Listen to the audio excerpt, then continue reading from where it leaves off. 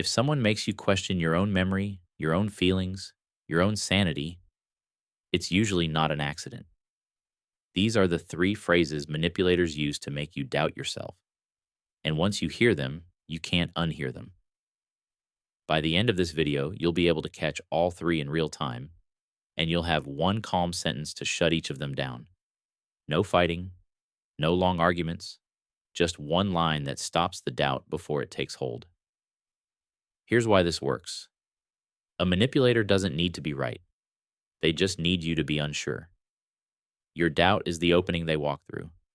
Take the doubt away, and they have nothing. The first phrase is, "You're overreacting." You bring up something that genuinely hurt you, calmly, and instead of answering, they sigh and say you're too sensitive or you're making it a big deal.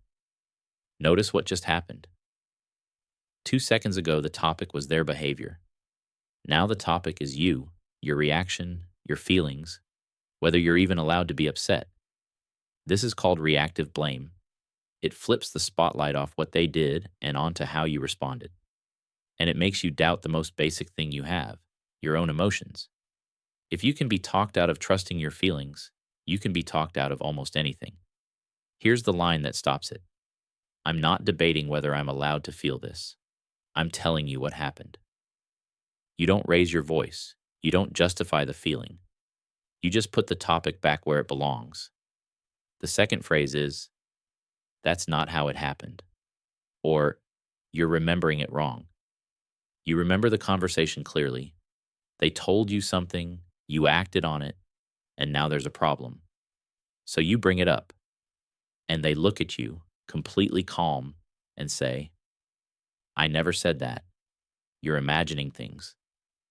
And just like that, you're not arguing about the issue anymore. You're arguing about whether you can trust your own mind. This is gaslighting. It attacks your memory directly. Do it enough times and you stop trusting yourself. So you start relying on them to tell you what's real. That's the whole point. A person who controls your version of reality controls you. Here's the line that stops it. I remember it clearly. If we see it differently, that's fine. But I trust my memory. You're not forcing them to agree. You're refusing to hand over your reality. That refusal is everything. The third phrase is, everyone agrees with me, or everyone thinks you're the problem. You're standing your ground on something, so they reach for backup that you can't check. Honestly, everyone sees it. Your friends, your family, they all think you've changed. Suddenly, it's not one opinion against yours. It's the whole world against yours. And you can't fact check a crowd that may not even exist.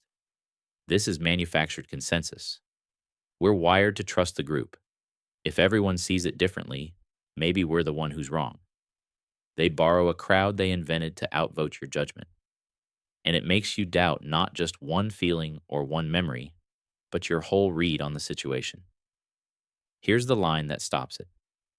If someone has a problem with me, they can tell me themselves. I'm only talking to you. You quietly delete the invisible crowd and bring it back to the one person actually in the room. Notice the pattern across all three. They don't attack the facts. They attack your confidence, your feelings, your memory, your judgment. Because a manipulator doesn't need to win the argument. They just need you unsure. So you do the opposite of what they expect. You don't fight, and you don't explain yourself twice. You name what happened calmly, and you stop. Control needs your doubt. Take the doubt away, and it falls apart. If this helped you see one pattern more clearly, that's the whole point of this channel.